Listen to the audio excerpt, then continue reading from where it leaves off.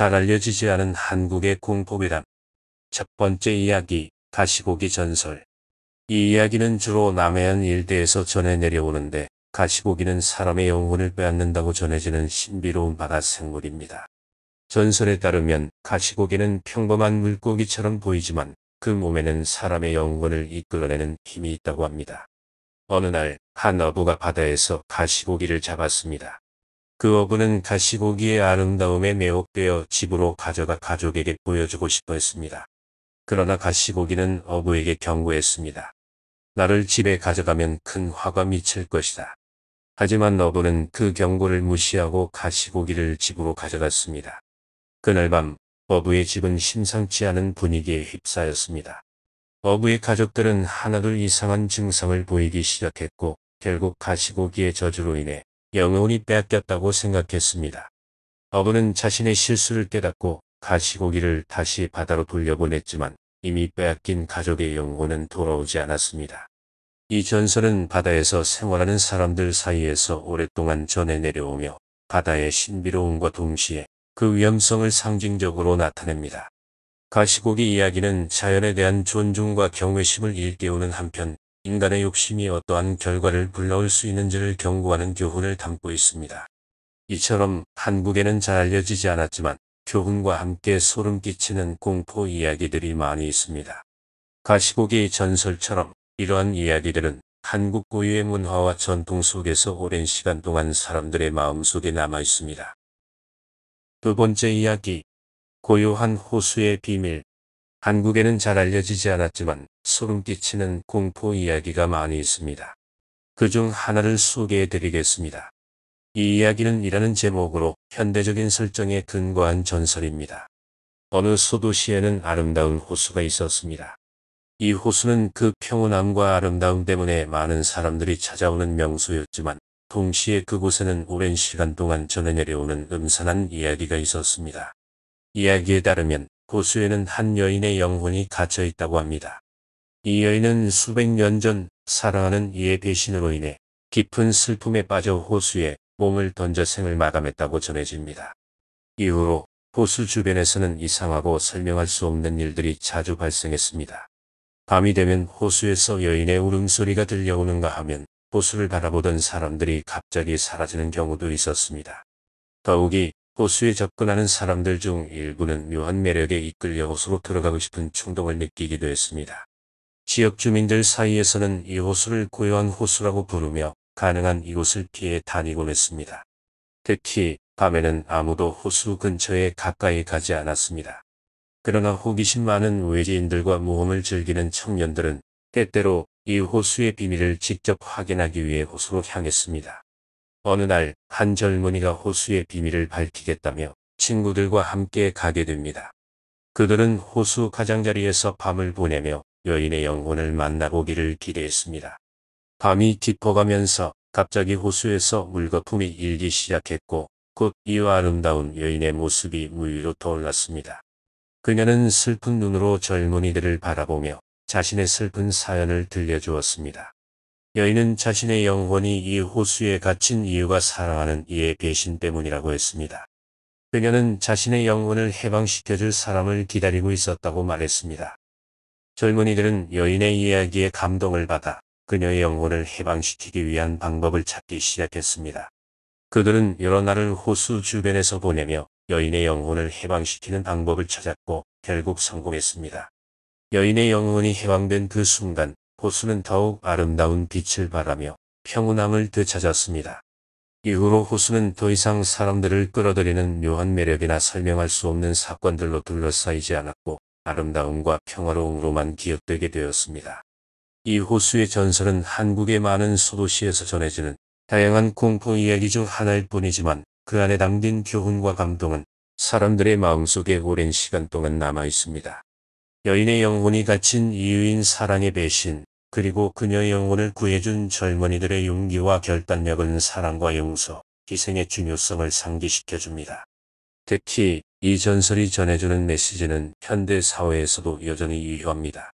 많은 이들이 사랑과 배신, 그리고 용서의 과정을 경험합니다. 이 이야기는 우리에게 진정한 사랑의 가치와 타인을 용서하는 것의 중요성을 일깨워줍니다. 또한 어떠한 어려움 속에서도 희망을 잃지 않고 결국은 어둠을 이겨내고 빛을 찾을 수 있다는 희망의 메시지를 전달합니다. 세 번째 이야기, 종이 인형의 저주.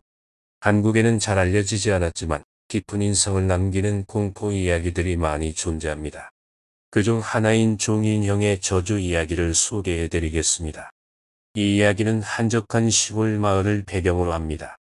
마을 근처의 오래된 집에서 홀로 살던 노인이 있었습니다. 이 노인은 마을 사람들과 거의 교류가 없었고 항상 종이로 무언가를 만드는 것을 좋아했습니다. 특히 종이 인형 만들기를 가장 좋아했는데 그는 자신이 만든 종이 인형들과 대화를 나누며 시간을 보냈습니다. 노인이 세상을 떠난 후 그의 집은 오랫동안 방치되었습니다. 어느 날 호기심 많은 몇몇 청소년들이 그 집을 탐험하기로 결심했습니다. 집안은 먼지로 가득했고 곳곳에 노인이 만든 종이 인형들이 놓여 있었습니다. 청소년들은 종이 인형들이 무섭다며 장난삼아 몇 개를 찢어버렸습니다. 그런데 그날 밤부터 이상한 일들이 일어나기 시작했습니다. 찢어진 종이 인형들이 다시 원래대로 복구되어 이전의 자리에 있었던 것입니다. 더욱 놀라운 것은 인형들을 찢어뜨린 청소년들이 하나둘씩 사라지기 시작했다는 것이었습니다. 마을 사람들은 사라진 청소년들을 찾기 위해 수색했지만 그들을 찾을 수 없었습니다. 이후 마을 사람들은 노인의 집과 종이 인형들에게서 멀리 떨어져 지내기로 결심했습니다. 이야기는 시간이 지나면서 마을에 전해지는 교훈으로 자리 잡았습니다. 종이 인형의 저주는 물질적이지 않은 것들에 대한 존중과 타인의 소중한 것을 함부로 대하지 말아야 한다는 메시지를 담고 있습니다. 이 이야기는 잘 알려지지 않았지만 그 안에 담긴 교훈과 분위기는 한국의 다른 공포 이야기들과 마찬가지로 깊은 인상을 남깁니다. 종이 한 장의 가벼움과 그것으로 만들어진 인형의 저주가 주는 무거운 의미는 오랫동안 이야기를 들은 이들의 마음속에 남게 됩니다.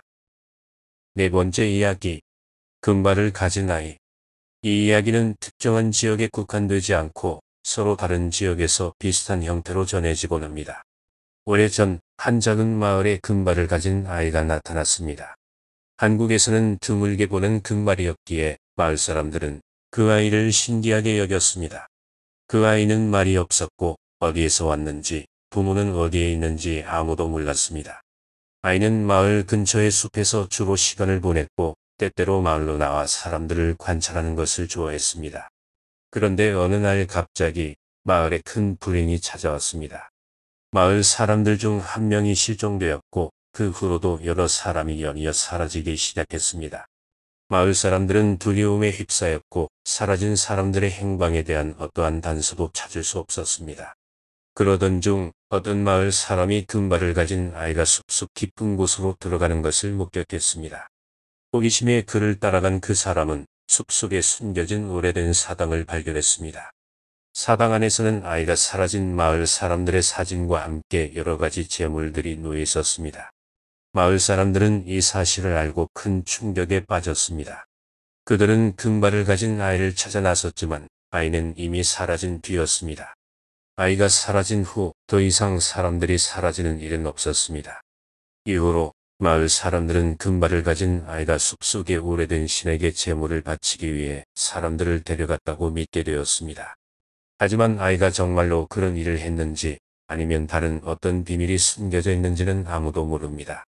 그 아이와 사라진 사람들에 관한 진실은 여전히 숲속 깊은 곳에 숨겨져 있습니다. 이 이야기는 한국의 여러 지역에서 조금씩 다른 형태로 전해지며 금발을 가진 아이의 정체에 대한 다양한 해석을 낳고 있습니다. 하지만 이 이야기가 주는 불안과 공포, 그리고 미스터리는 변하지 않습니다. 마지막 이야기, 귀면신사. 귀면신사는 귀를 가린 신사라는 뜻으로 한적한 시골 마을에 전해지는 이야기입니다. 이 이야기의 주인공은 어느 날 갑자기 마을에 나타난 얼굴 전체를 긴 머리카락으로 가린 채 항상 귀를 가리고 다니는 신비한 남자입니다. 마을 사람들은 그의 기이한 모습에 호기심을 가졌지만 동시에 불길한 예감을 느꼈습니다. 전해지는 바에 따르면 이 신사는 사람들의 소문과 비밀, 그리고 그들이 마음속 깊이 숨기고 싶어하는 이야기들을 듣기 위해 마을에 온 것이라고 합니다. 그는 밤이면 사람들의 집 주변을 서성이며 그들이 하는 말을 엿듣습니다. 하지만 그가 귀를 가리고 다니는 이유는 자신이 듣고 싶지 않은 말, 즉 거짓과 악의의 찬말들을 듣지 않기 위해서라고 전해집니다.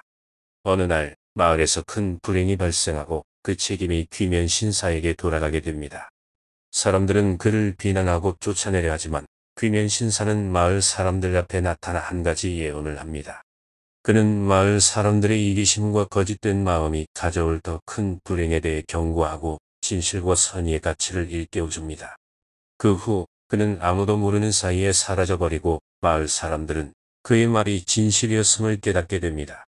이 이야기는 단순한 공포 이야기를 넘어 사람들의 마음속 깊은 곳에 숨겨진 이기심과 거짓을 드러내며 인간성에 대한 깊은 성찰을 제공합니다. 귀면 신사는 우리 모두가 가지고 있는 내면의 목소리에 귀 기울여야 한다는 메시지를 전달하며 진실과 선의가 결국은 그 어떤 거짓과 악의보다 강하다는 교훈을 남깁니다. 이처럼 한국의 공포 이야기는 단순히 무서움을 전달하는 것이 아니라 깊은 인간의 본성과 사회적 메시지를 담고 있습니다. 지금까지 잘 알려지지 않은 한국의 공포 괴담이었습니다.